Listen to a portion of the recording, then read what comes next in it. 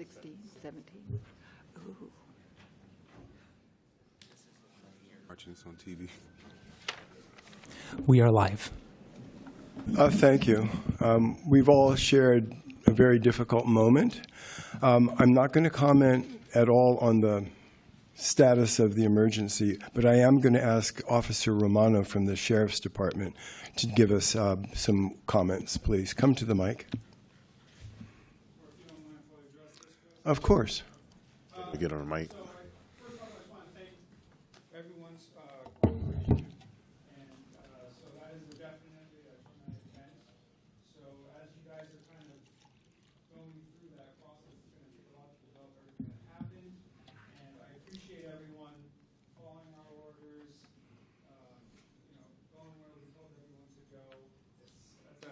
Serious situation and in a hurry, and I want to thank you all for kind of the way that you guys all handle yourself, staying quiet, cooperating, and I don't want to give too many medical updates in terms of that gentleman and his status right now, but I should say he's on his way. And to SF General, for those who know SF General, it's one of the best trauma centers in the Bay Area, if not the best.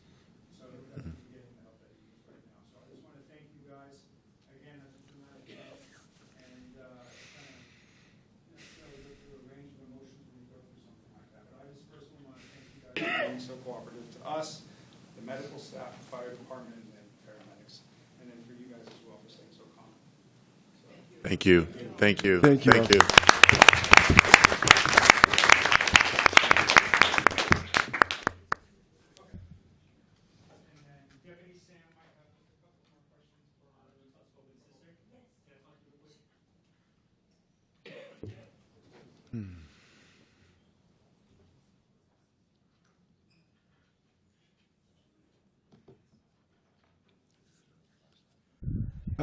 We have quorum. We are going to resume this meeting. You know, just a couple of comments. When we walk into a public space, our city hall, you know, we're really a part of San Francisco. We're a part of a big community, and we live in that community. And I want to share with you my deep appreciation on behalf of the commission and the staff for your composure in a moment such as this. I'm not going to say much because I'm not allowed to comment on public comment. But I will say that this is sort of beyond that part because I'm not commenting on the substance of what our agenda item is. But I want to appreciate you for being here and using your voice in exercise of what you believe. That's what we are as San Franciscans, regardless of where we land sometimes.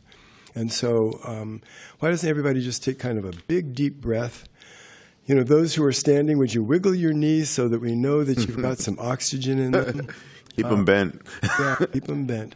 And now we're going to resume our public comment. Does the city attorney have anything to add? This is Deputy City Attorney Kristen Jensen filling in for my colleague Lauren Curry. I just want to say I'm here to do my best to fill her role until we finish this up. But thank you all for your perseverance and for coming back, and thank you all to the community for jumping in. Thank you very much. Now we're going right back into where we were, and remember that we make no comment on public comment such as this. So now we'll resume the next person. Yes. Just a reminder, we are on item 7. Feel free to come in. Your time will begin once you start speaking. Hello, I am Bruce Westland. I'm a 30-year resident of San Francisco. I've been working here 30 years as well. Prior to that, I would visit San Francisco from Los Angeles, and I really appreciated the unique qualities that San Francisco has. And before I get into my main comments, I just want to say I wish that Recreation and Parks put as much effort into maintaining its properties as it does on capital tear-down and rebuild-it projects. Now then, I urge SFAC to preserve Vaillancourt Fountain and Embarcadero Plaza. The first time I saw the fountain, my reaction was, what is this? The fountain invites curiosity and reflection, two characteristics of artistic achievement.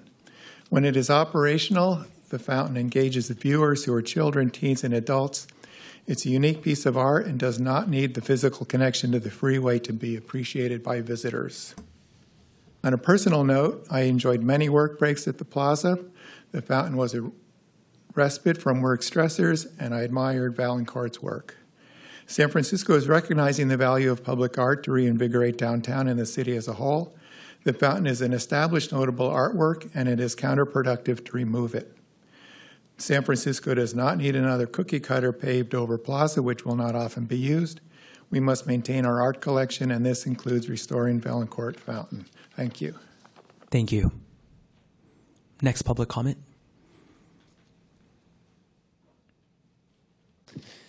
Well, first off, I just my thoughts and prayers out to the gentleman in the back, to him and his family. Wish him a swift recovery. Good afternoon. My name is Aaron Fenton with BXP, and I'm leading the effort along with the Park and Rec Department and OEWD to transform Embarcadero Plaza and Sue Berman Park into a world-class park that downtown San Francisco has been waiting for. In 1971, the Vaillancourt Fountain was installed as a bold response to the Embarcadero Freeway. Its imposing, brutalist design was meant to complement the freeway's concrete presence and was never designed to stand alone. That purpose vanished when the freeway was demolished in 1992. Without its counterpart, the fountain is out of context in today's open and dynamic waterfront. What was originally the backside of our city has now become its front door. Compounding this, the fountain is literally broken. Decades of unintended neglect have left it structurally unsound, crumbling, and unsafe. Fixing it is impractical. The repair costs are astronomical, draining resources better spent on creating enhanced public spaces that serves everyone. But the larger question is, does the fountain serve San Francisco the way it intended to 50 years ago? I think the answer is no. This large structure dominates the plaza, obstructing views, limiting large-scale events, and failing residents, workers, and tourists who need an accessible, safe, and welcoming gathering space. We must stop looking through the rearview mirror and embrace the opportunity that lies ahead. We have an opportunity to give San Francisco something that it so badly deserves, a world-class destination park in the heart of its downtown. Thank you. Thank you. Next public comment. Hello, Commissioners. My name is Claude Mbeau with the Downtown SF Partnership. We are the community benefit district that represents 43 blocks of downtown San Francisco and Jackson Square, specifically the financial district in Jackson Square, and we provide daily cleaning, public realm improvements, marketing and promotions, as well as a host of other special events that you might know of us. Let's Glow SF, Oktoberfest, and the newest addition is these SF Heart sign there at California and Drum, which has become an Instagram hit. Before I just proceed with my remarks, I want to shout out to my colleague, Rich Mongaro, our VP of Services, who jumped into action and provided the gentleman CPR. He's a former police officer, and I want to commend him. He has left to attend to another matter, but I thank him. We are in partnership with OEWD, BXP, and Rec and Park. We are responsible for raising the $15 million for the park from private funds, and those efforts have started. And I am here on behalf of the organization just to emphasize that as a representative of downtown, we are trying to connect what we call the core to the shore. Basically, so that you have one seamless public realm experience as you start from the ferry building and you work your way into downtown. It's a model that's worked very well with cities around the world. Seattle just completed their waterfront park, Porto in Portugal. We can talk about Lower Manhattan. You can talk about Copenhagen. But truly, if we are a world-class city, let's have a world-class venue. And that means making a park a destination that is amenitized, that is activated and programmed to a caliber that is symbolic of San Francisco. So thank you very much for your time. Thank you.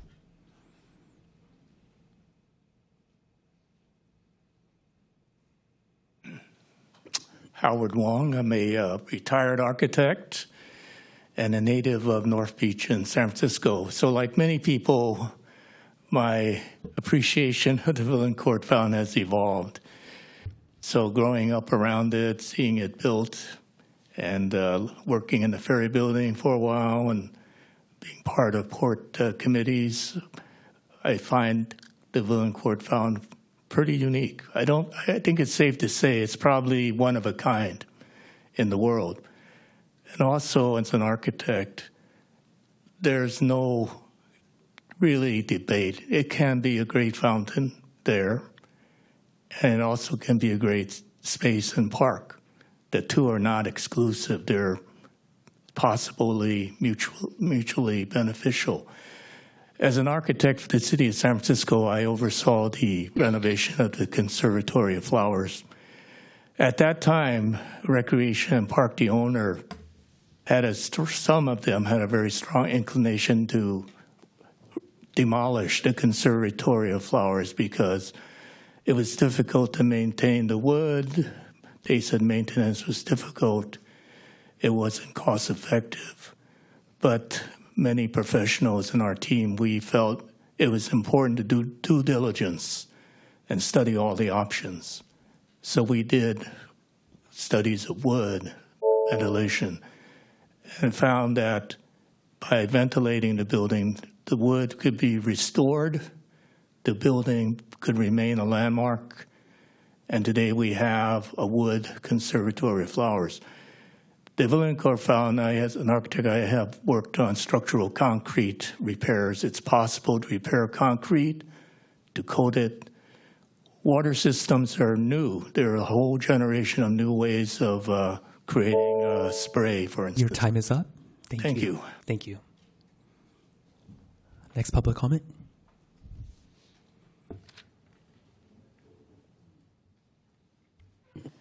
Good afternoon, Commissioners, Director Remington. My name is Tita Bell, Chief of Staff to District 3 Supervisor Danny Sauter. I intentionally waited to be last in order to have an opportunity to hear everyone's comment today, and I wanted to thank everyone for showing up and making your voices heard. Our office always wants to hear from the public on what we consider to be an extremely important project in our district.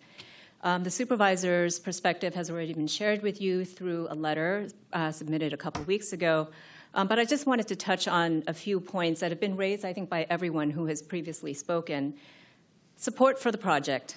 The reimagining of Embarcadero Plaza and Subirman Park is a project that the supervisor wholeheartedly supports. The benefit of having a vibrant and welcoming world-class park at the gateway to downtown is undeniable.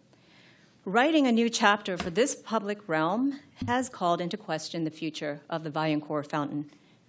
Time and context, this iconic fountain was created in a different time for what was a different space. We've heard a lot of comment about how beloved, cherished, how much marvel people felt appreciating this fountain from the ground level as well as from the freeway when they can drive past and see it. But what we have today, in the course of the past 50-plus years, is the fact that the freeway backdrop has fallen away and the fountain has fallen into disrepair, and the estimated cost of repairing it, even if it were half of what has been discussed, is not an amount that the city's budget can currently sustain.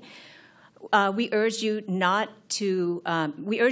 support the advancement of this project so that we don't miss an opportunity to reimagine and revitalize such a core part of our city. Thank you. Thank you. Is there any further public comment? Sorry, just one last thing to complete the letter from Robert Free of the Nawa-Tewa tribe. He says, often significant monuments of history are demolished and erased for the expedience of current political and economic influences. Do not be a part of these legacies. Preserve and maintain this monument of solidarity with and participation to correct past wrongs. Robert Free.